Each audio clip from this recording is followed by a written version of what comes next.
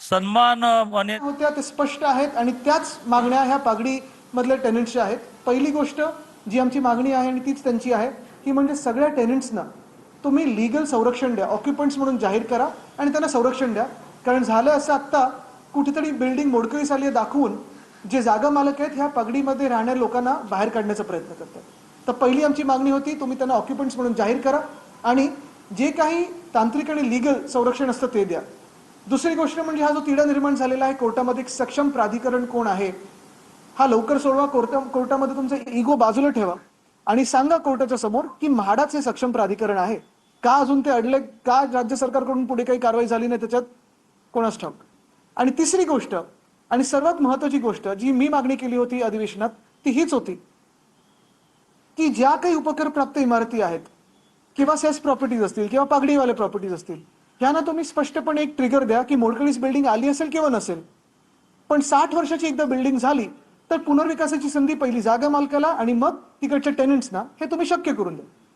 पण झालंय असं एका बाजूला हे सगळं न होता जे काही गृहनिर्माण मंत्र्यांनी घोषणा केली ती फक्त आणि फक्त जागा मालकांसाठी होती आणि बिल्डरांसाठी होती आणि म्हणून त्यांनी जे होर्डिंग लावलेत पागडी मुक्त मुंबई त्याचा अर्थ हाच होतो की पागडीमध्ये सगळे राहणारे जे मुंबईकर आहेत, जे लाखो मुंबईकर आहेत त्यांना मुंबईतून बाहेर घालवण्याचा किंवा मग ते अदानीचे कसे धारावी मधले लोक देवना डम्पिंग ग्राउंडवर न्यायचं तसं तिथे देवना डम्पिंग ग्राउंडवर नेण्याचा प्रयत्न हा कदाचित एकनाथ मिंदेंचा असू शकतो.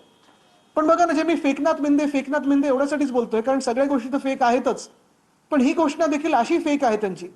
त्यांची घोषणा काय जर मी नीट ऐकलं असेल आणि तुम्ही पण नीट ऐका ते त्यांच्या स्क्रीन व्हिडिओग्राफ पण आहे. त्यांनी सांगितलं आहे की पुनर्विकासासाठी पागडीच्या आम्ही म्हणजे ते भाजप आणि मिंदे हे नवीन धोरण आणत आहेत आणि त्या धोरणाप्रमाणे जे तिथे राहतात जे टेनंट्स आहेत जेवढी जागा त्यांची आत्ता आहे तेवढीच जागा निश्चित केली जाईल. म्हणजे जर तुम्ही 10 बाय 10च्या खोलीत राहत असाल जो काही पुनर्विकास स्वतः करता त्याच्याप्रमाणे 500 square foot, 560 square foot, 700 square foot, कोणा 300 स्क्वेअर फूट जे काही तुम्ही ठरवता ते होतं. पण मिंदेंच्या घोषणेप्रमाणे आणि ह्या धोरणाप्रमाणे तुम्हाला जेवढी जागा आहे आत्ता ती सुनिश्चित करून तेवढीच जागा तुम्हाला मिळेल. पण जागा मालकांनी अधिक ठिकाणी आपण पाहाल जास्ती करून ठिकाणी जागा मालकांचे आता जे काही राईट्स आहेत ते बिल्डरांनी घेतलेत त्यांना वाढीव FSI मिळणार, TDR मिळणार, अजून कॉम्पेन्सेटरी काहीतरी मिळणार, इन्सेंटिव्ह मिळणार, बेनिफिट मिळणार. म्हणजे नेमकं तुम्ही कोणाचं सरकार आहात. या जागा मालकांची लॉबी तुमच्या सरकारमध्ये काही फंडिंग काहीच केले का त्यांनी किंवा काही वेगळ्या मार्गाने घुसलेत का. बिल्डरांची लॉबी जी असेल मी नेहमी सांगतो की हे सरकार भाजपचं जे आहे ते बिल्डर जनता पार्टी आहे, ते भारतीय जनता पार्टी नाहीच आहे. आणि खरोखर तुम्ही पाहाल की सगळ्या ज्या घोषणा आहेत ते बिल्डरांसाठी केलेल्या आहेत. तर ही पागडीची घोषणा आणि आज आपल्याच माध्यमातून सगळ्या पागडीमध्ये राहणाऱ्या मुंबईकरांना मी विनंती करत आहे की हे जे काही पागडी मुक्त मुंबई जे बोलत आहेत, मिंदे बोलत असतील, भाजप बोलत असतील, फसवी घोषणा आहे, बळी पडू नका आणि जे सत्य आहे ते जाणून घ्या. त्यांना तुम्हाला मुंबईतून बाहेर काढून टाकायचं आहे. ही खरी गोष्ट आहे आणि खरी परिस्थिती आहे. दुसरी जी काही बातमी मी तिथे असताना पाहिली कारण ही परत मागणी आमची सतत राहिलेली आहे. जी आमची मागणी आहे ती हीच आहे की दोन गोष्टी ह्याच्यात पोलीस हाऊसिंग बद्दलचा जो विषय येतो, पोलीस हाऊसिंग जे पोलिसांचे सगळे कर्मचारी आहेत, पोलीस ऑफिसर्स आहेत, त्यांना मुंबईमध्ये जिथे आता पोलीस कॅम्प्स आहेत तिथे चांगल्या राहण्यासाठी चांगल्या जागा झाल्या पाहिजेत. महाविकास आघाडी सरकार पडण्याच्या आधी जे मार्चमध्ये अधिवेशन झालं त्याच्यात आम्ही 650 कोटी मला वाटतं हे पोलीस हाऊसिंगसाठी वेगळे काढून ठेवले होते.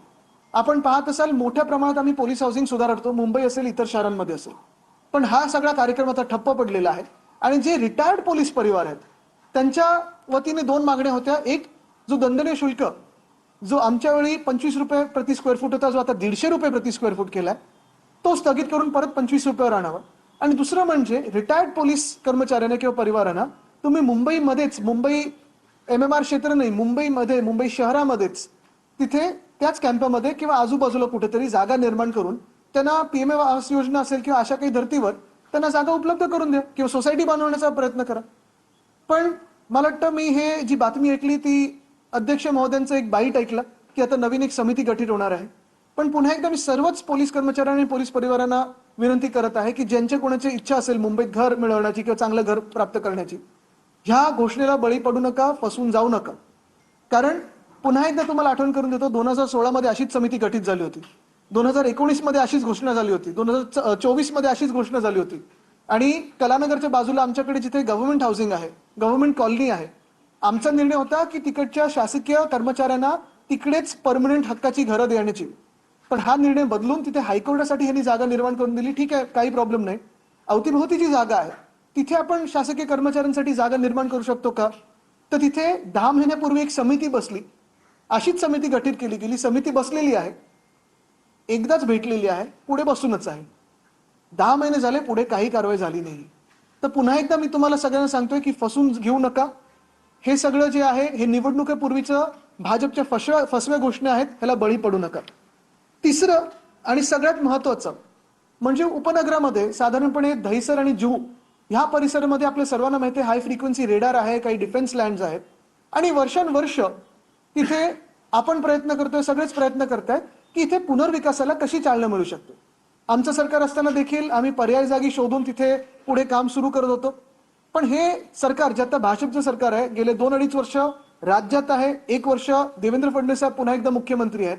पण पुन्हा पुन्हा पुन्हा करत आपण जर पाहिलं तर गेले 12 वर्ष भाजपचं सरकार केंद्रामध्ये, गेले 12 वर्षातून 2 वर्ष जर आमची सोडली, 2-2.5 वर्ष जर आमची सोडली तर भाजपचंच सरकार इथे राज्यात आहे. आणि तरी देखील जुहू परिसर असेल किंवा दहिसर परिसर असेल, अंधेरीचा परिसर असेल, DN नगरचा, ह्या खोट्या घोषणा पुन्हा पुन्हा भाजप तिथे जाऊन करत असतं. तिकडच्याच मी एक स्लम सोसायटीचा उल्लेख केला. जुहू एरोड्रोमच्या बाजूला एक नेहरू नगर नावाची स्लम सोसायटी आहे. तिथे 2017 साली फडणवीस साहेब मुख्यमंत्री असताना निवडणुकीच्या ऐन काळात जाऊन घोषणा केली होती की तिकडच्या तिकडे भाजप सरकारमुळे त्यांना इन सिटू रिडेव्हलपमेंट मिळेल. 9 वर्ष होऊन गेलेली आहेत. केंद्रात पण त्यांचंच सरकार आहे, इथे पण त्यांचंच सरकार आहे. गेले 3 वर्ष प्रशासक देखील मुंबई महानगरपालिकेचे त्यांचे आहेत. कुठे एक वीट हललेली नाही. तसंच आता ही घोषणा बघा, जी आम्ही मागणी केली होती त्याच्यावर उत्तर बघा काय घाईघाईत दिलं त्यांनी. मी मागणी केली होती की जुहू परिसरात असेल, DN नगरच्या परिसरात असेल आणि अर्थात दहिसरचा परिसर असेल, या हाय फ्रिक्वेन्सी रेडार आणि मिनिस्ट्री ऑफ डिफेन्सच्या जागेमुळे पुनर्विकास होत नाहीये. तर मी विचारलं होतं की याच्यावर पुढे काही कारवाई झाली आहे का. आता उत्तर बघा, मुख्यमंत्र्यांच्या निवेदनातून काय आलंय. दहिसर आणि जुहू येथे उंच वारंवारता रेडार केंद्र आहे, हाय फ्रिक्वेन्सी रेडार आहे. सदर रेडार केंद्राच्या आजूबाजूला परिसरात पुनर्विकास करताना इमारतींचा वगैरे वगैरे जे काय उंचीवर बंधनं येते. आता उत्तर आहे का, ही हाय फ्रिक्वेन्सी रेडार केंद्रात तांत्रिकदृष्ट्या योग्य असलेल्या इतर ठिकाणी स्थलांतरित करण्याचा निर्णय शासनाने घेतलेला आहे. कधी घेतलाय, कसा घेतलाय, कोणी घेतलाय? फसून जाऊ नका. खोटं बोलतात, खोटं ऐकून घेऊ नका. नागरी विमान वाहतूक मंत्रालय, भारत सरकार आणि airport authority of India AAI ने दहिसर येथील रेडार गोराईला स्थलांतरित करण्याची सहमती दर्शवलेली आहे.